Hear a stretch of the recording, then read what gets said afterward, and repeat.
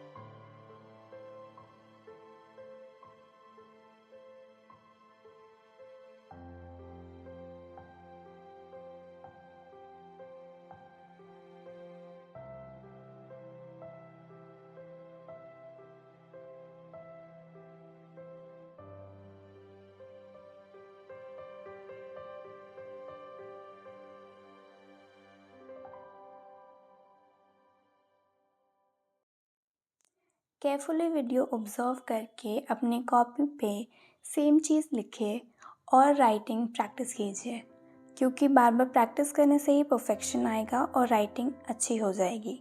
गोल गोल लिखना ज़रूरी है, तभी राइटिंग अच्छा होगा, और उसके लिए कर्सिव राइटिंग एक मेन रोल प्ले करता है।